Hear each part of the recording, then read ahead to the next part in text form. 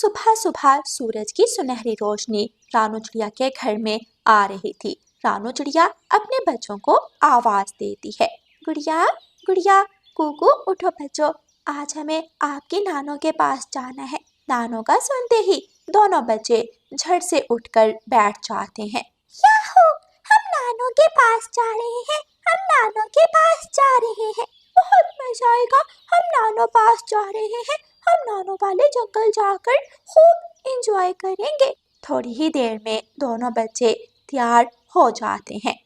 मम्मा चिड़िया कुछ सामान उठाती है और अपने बच्चों को साथ लेकर अपनी माँ वाले जंगल के लिए उड़ती है।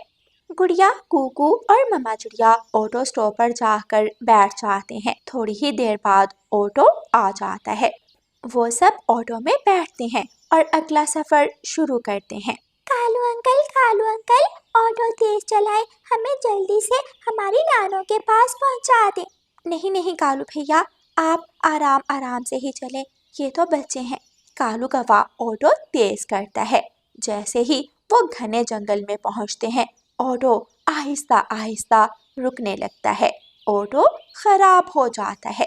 चिड़िया बहन, ऑटो तो खराब हो गया, धक्का लगाना पड़ेगा, अब उतर कर थोड़ा सा धक्का लगा दे। ऑटो को भी अभी खराब होना था, शाम भी होने वाली है। गुड़िया कुकू और मम्मा चिड़िया ऑटो को धक्का लगाते हैं।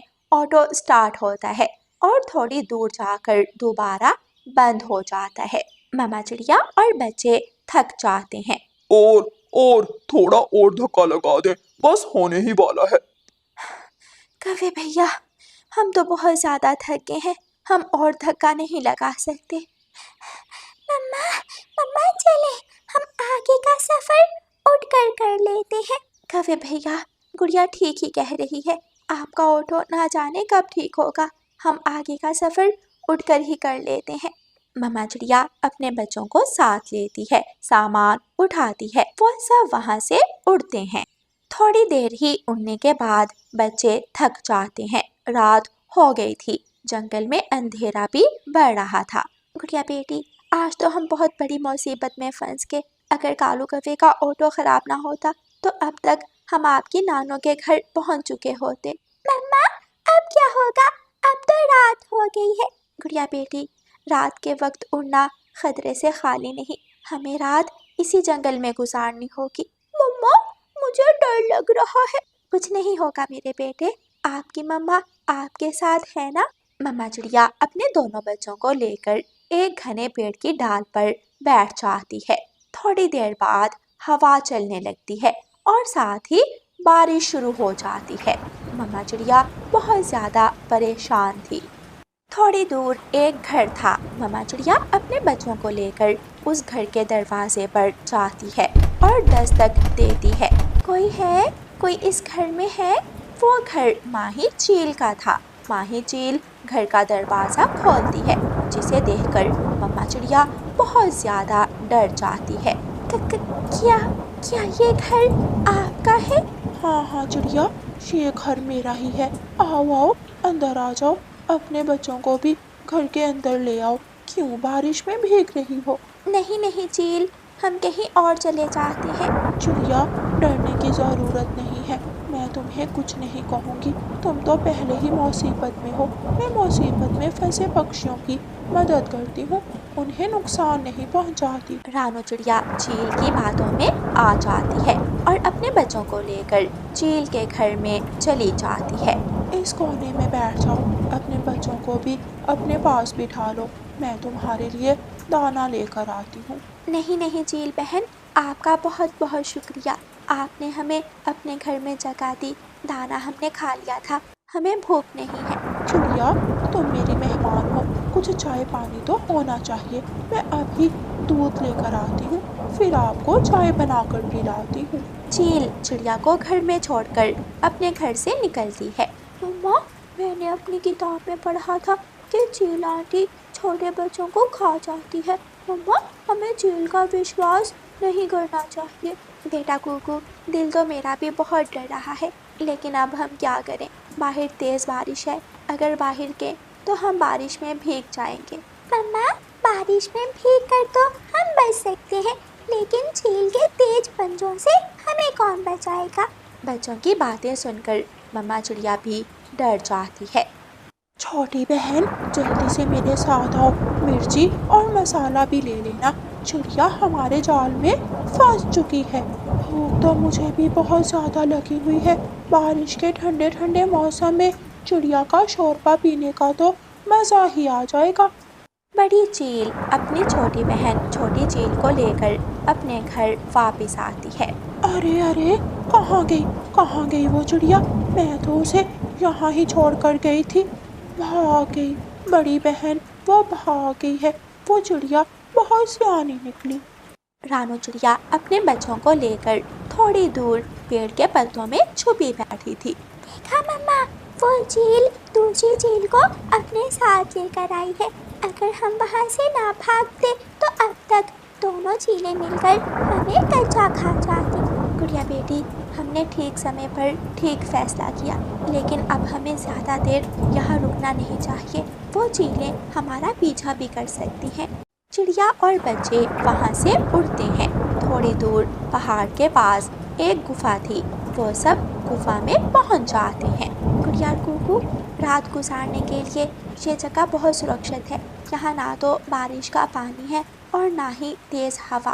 मम्मा, भूख बहुत तेज लगी है, चले हम खाना खा लें। फिर मम्मा चिड़िया अपना सामान खोलती है और खाना निकाल कर अपने बच्चों को दे देती है। गुड़िया और कुकू खाना खा लेते हैं। गुफा के एक कोने में एक मटका पड़ा था। खाना खाने के बाद गुड़िया पानी पीने के लिए मटके का प्याला उठाती है। मटके से एक तेज रोशनी निकलती है और एक सुंदर परी वहाँ प्रकट हो जाती है। आप कौन है? मम्मा, देखें मटके से क्या निकला है। धन्यवाद, आप सबका धन्यवाद।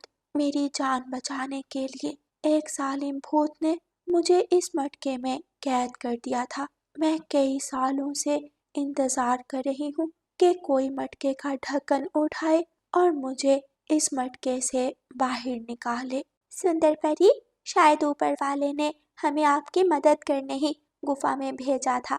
आप सब सुबह होने का इंतजार करें।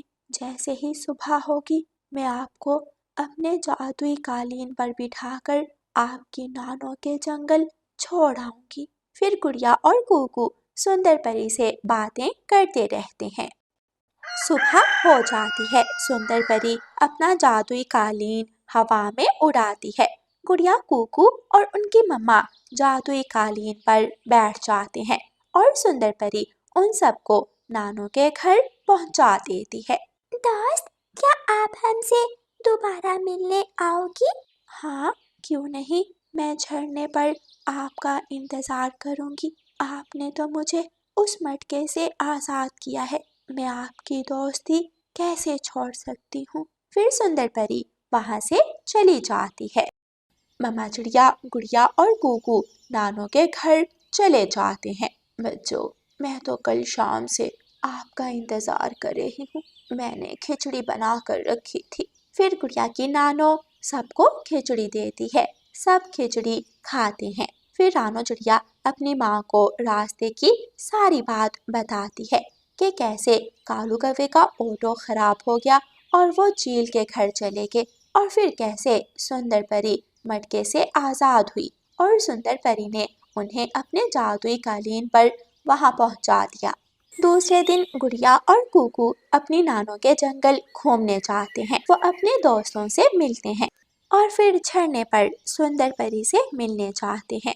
गुड़िया और कुकू के दोस्त सुंदर परी से मिलकर बहुत खुश होते हैं क्योंकि सुंदर परी सबके लिए चॉकलेट लाई थी। प्यारे दोस्तों, इस कहानी को लाइक, अपने दोस्तों के साथ शेयर और चैनल को सब्सक्राइब करना बिल्कुल मत भूलना। आपका धन्यवाद। रानो चिड़िया की ऐसी कहानियाँ सुनने के लिए YouTube सर्च बार में रानो चिड़िया की कहानी लिखें या फिर ये बटन दबाकर बोलकर कहें रानो चिड़िया की कहानी। रानो चिड़िया, कबूतर और मिठू तोता सब दोस्त बरगद के बड़े पेड़ पर इकट्ठे होते हैं। कबूतर भैया, कल होली है, हम इस बार होली के रंग लेने सागर वाले जंगल में जाएंगे। हाँ, वहाँ चाचा छमछम के बनाए हुए रंग बहुत अच्छे होते हैं और नुकसानदेह भी नहीं होते।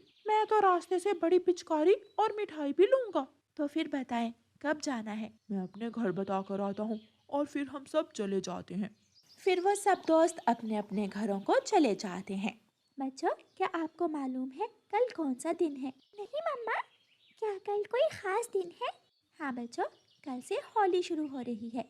लेकिन मम्मा, आप होली की चीज़ें, ना गुब्बारे, ना मिठाई, ना गुलाल और ना पिचकारियाँ, कुछ भी तो नहीं लाई हैं। फिर हम होली कैसे मनाएंगे?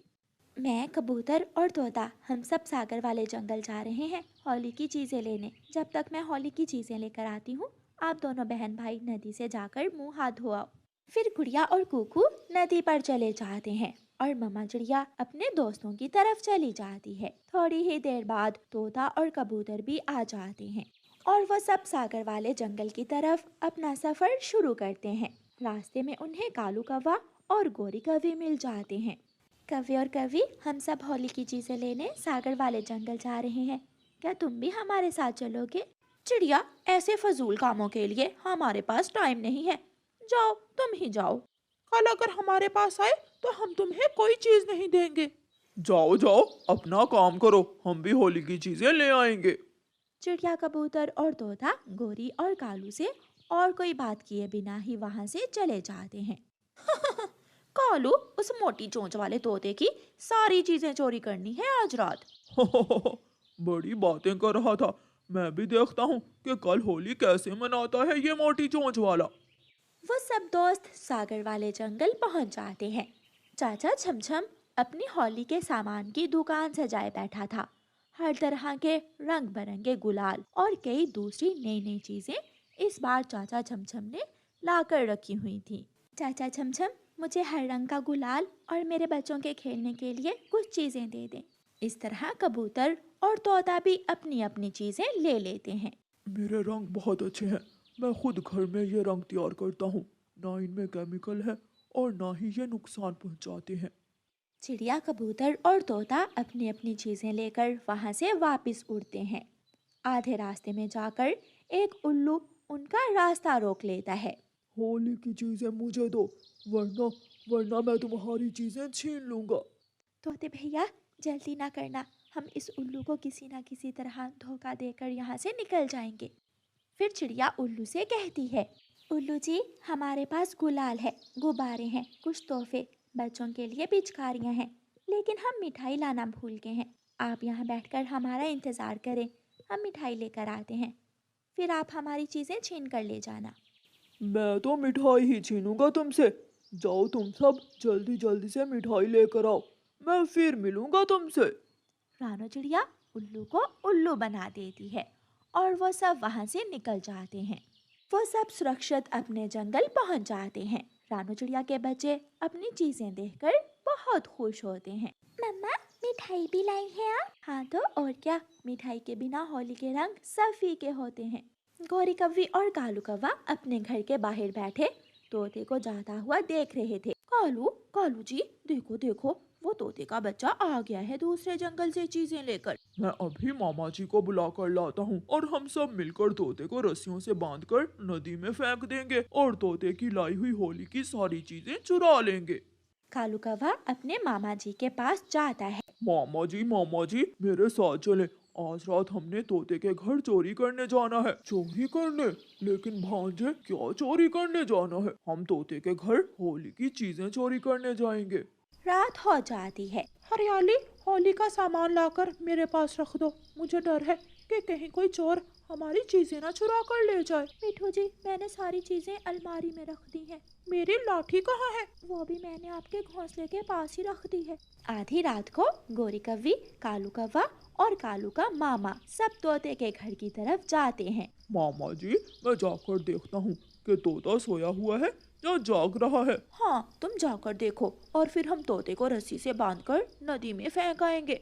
फिर कौवा तोते के घर में जाता है। जैसे ही कौवा खिड़की से अंदर जाता है, तोते की चोरों के लिए लगाई हुई घंटी बजने लगती है। तोता भी बहुत तेज था, उसने घर में घंटी लगाई हुई थी। कौवा भागने लगता है। अब आगे हो तो जाओगे कहाँ? लाठी तोते के पास ही पड़ी थी। तोता लाठी उठाकर कौवे की पिटाई शुरू करता है। गोरी कव्वे और कालू का मामा जी कालू को पिटता हुआ देखकर भाग जाते हैं और तोता मार मार कर कव्वे को बंदर बना देता है। फिर दूसरे दिन चिड़िया चिड़िया के बच्चे, कबूतर कबूतरी, तोता तोती और दूसरे सब पक्षी खूब मौज मस्ती करते हैं और होली के रंगों से खेलते हैं। लेकिन कौवा बैठा रो रहा था।